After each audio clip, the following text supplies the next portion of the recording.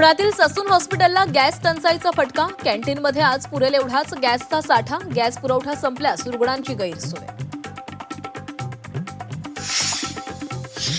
Gas टंचाईचा पार्लेजीला फटका. Gas टंचाईमुळे बुलढाण्यामध्ये पार्लेजी बिस्किटाचं उत्पादन ठप्प. शिवांगी बेकर्स कंपनी 4 दिवसांपासून बंद. गॅसच्या तुटवड्याचा मुंबईकरांना फटका. मुंबईकरांचा नाश्ता महागला. सिलेंडर तुटवड्याचं कारण देत नाश्त्याच्या पदार्थांच्या किमती 5 ते 10 रुपयांनी वाढवल्या.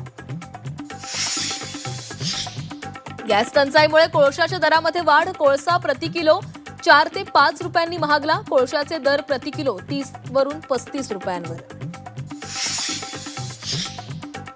गॅस टंचाई विरोधात शिवसेना उद्धव बाळासाहेब ठाकरे पक्ष आक्रमक. नागपूरच्या संविधान चौकात आंदोलन करत सरकारचा निषेध.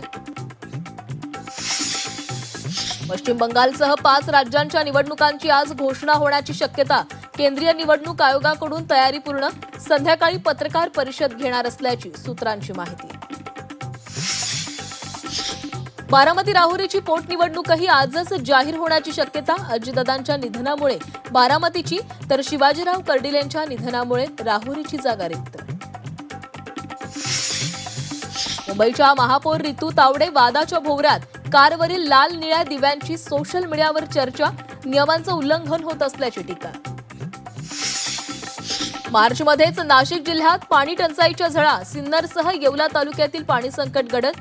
येवल्यातील 10 ते 12 गावांचा टँकर सुरू करण्यासाठी प्रशासनाला प्रस्ताव.